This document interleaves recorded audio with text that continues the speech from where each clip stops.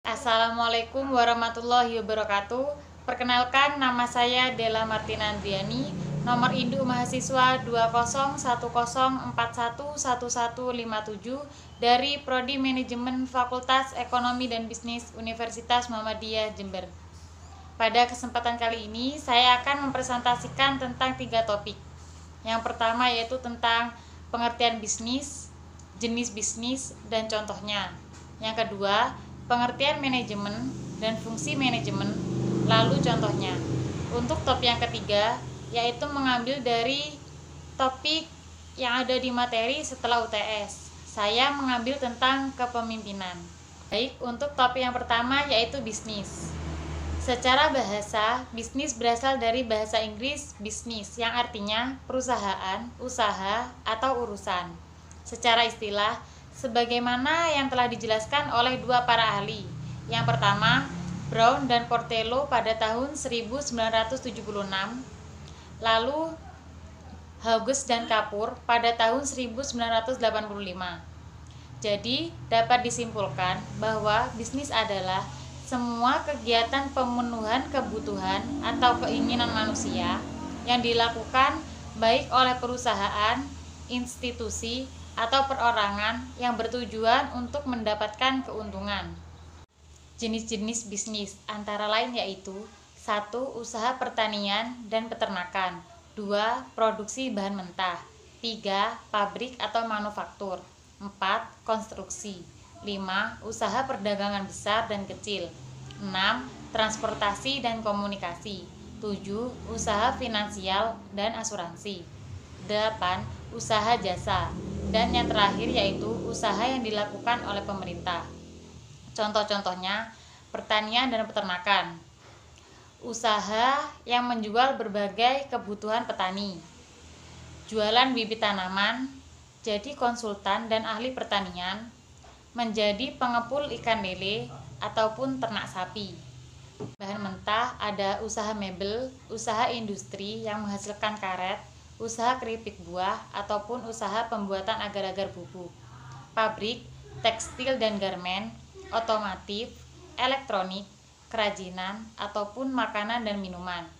Konstruksi, ada tukang kayu, tukang listrik, pekerja pemeliharaan jalan raya. Usaha perdagangan besar dan perdagangan kecil. Untuk perdagangan besar contohnya ada agen, grosir, importir ataupun eksportir. Perdagangan kecil ada pedagang eceran seperti warung ataupun pedagang kaki lima. Lalu transportasi dan komunikasi, ada ojek online, taksi, angkot umum, dan lain-lain. Untuk usaha finansial ada perusahaan pinjaman dana tunai online, koperasi simpan pinjam, perusahaan leasing dan kredit barang, ataupun bisnis keuangan lainnya. Lalu usaha jasa, ada jasa menjahit, jasa potong rambut, jasa servis, ataupun jasa laundry, dan lain-lain. Lalu yang terakhir yaitu usaha pemerintah, seperti perusahaan umum atau perum, perseroan, perusahaan daerah atau PD, perseroan terbatas atau PT, dan persekutuan komoditer atau CV. Untuk topik kedua yaitu tentang manajemen. Pengertian manajemen. Secara umum, manajemen adalah suatu proses di mana seseorang dapat mengatur segala sesuatu yang dikerjakan oleh individu atau kelompok. Dan menurut Mary Porter Follett, manajemen adalah seni dalam menyelesaikan tugas melalui perantara. Lalu fungsi manajemen. Fungsi dasar manajemen yaitu sebagai elemen yang harus ada dalam kegiatan manajemen sebagai acuan dari seseorang yang bertugas sebagai pengelola atau manajer. Dan ada 5 fungsi yang saling mempengaruhi. Di antaranya adalah perencanaan, pengorganisasian, penempatan atau staffing, pengarahan, dan pengawasan. Untuk perencanaan, yaitu rangkaian proses pemilihan atau penetapan tujuan dan strategi. Yang kedua, koorganisasian, yaitu rangkaian aktivitas pembagian tugas yang akan dikerjakan. Yang ketiga, staffing, yaitu menempatkan sumber daya perusahaan di tempat sesuai bidang keahlian. Yang keempat, pengarahan atau koordinasi, yaitu mengarahkan atau mengendalikan agar meningkatkan keefektifan dan juga efisiensi kerja agar lebih maksimal. Yang terakhir yaitu controlling atau pengawasan, yaitu menilai pekerjaan yang telah dilakukan oleh semua SDM yang ada di suatu perusahaan. Contoh manajemen, yaitu ada manajemen strategi, manajemen administrasi perkantoran, manajemen biaya, manajemen organisasi, manajemen personalia, manajemen perusahaan, manajemen pemasaran, manajemen produksi, manajemen keuangan, manajemen waktu, manajemen pemasaran ataupun manajemen komunikasi, dan yang lainnya.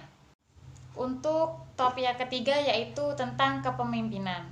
Pemimpin adalah orang yang memberi arah dan menetapkan tujuan suatu organisasi.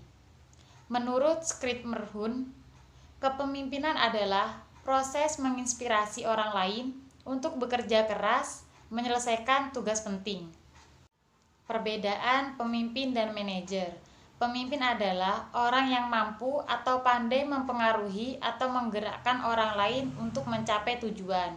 Sedangkan manajer yaitu seseorang yang bertugas mengkoordinasikan orang-orang untuk mencapai tujuan dengan melaksanakan fungsi manajemen. Berikutnya karakter pemimpin yang unggul. Cousses dan Posner, tahun 1995. Ada 5 praktek mendasar pemimpin yang memiliki kualitas kepemimpinan unggul, yaitu 1. Pemimpin yang menantang proses. 2. Memberikan inspirasi wawasan bersama. 3.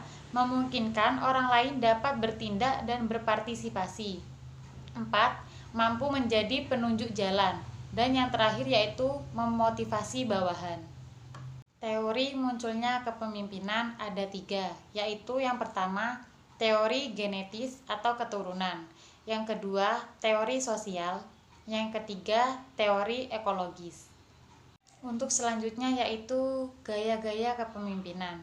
Yang pertama, gaya kepemimpinan demokratis, yaitu ada orang-orang yang dipimpinnya sebagai subjek. Usaha untuk memanfaatkan kemampuan setiap orang yang ada dalam organisasi untuk berpartisipasi dalam setiap kegiatan. Mengambil keputusan sangat mementingkan diskusi dan musyawarah. Berusaha mengutamakan kerjasama dan teamwork. Untuk yang kedua yaitu gaya kepemimpinan otoriter. Menempatkan kekuasaan di tangan satu orang atau sekelompok kecil. Pemimpin bertindak sebagai penguasa tunggal. Kedudukan bawahan semata-mata sebagai pelaksana keputusan, perintah, dan bahkan kehendak pimpinan. Lalu leadership styles. Gaya kepemimpinan pada dasarnya mengandung pengertian sebagai suatu perwujudan tingkah laku dari seorang pemimpin yang menyangkut kemampuannya dalam memimpin. Perwujudan tersebut biasanya membentuk suatu pola atau bentuk tertentu. Baik, hanya itu yang dapat saya sampaikan. Jika ada kesalahan mohon dimaafkan. Wassalamualaikum warahmatullahi wabarakatuh. Dan untuk gaya kepemimpinan yang terakhir yaitu gaya kepemimpinan partisipatif. Merupakan gabungan antara otokratik dan demokratik. Pemimpin menyampaikan hasil analisa masalah dan mengusulkan tindakannya. Staf diminta saran dan kritiknya serta mempertimbangkan respon staf terhadap usulnya. Keputusan akhir oleh kelompok. Lalu yang ketiga ada gaya kepemimpinan karismatik, yaitu kepemimpinan karismatik diartikan keadaan atau bakat yang dihubungkan dengan kemampuan yang luar biasa. Dalam hal kepemimpinan, seseorang untuk membangkitkan pemujaan dan rasa kagum dari masyarakat terhadap dirinya, atau atribut kepemimpinan yang didasarkan atas kualitas kepribadian individu.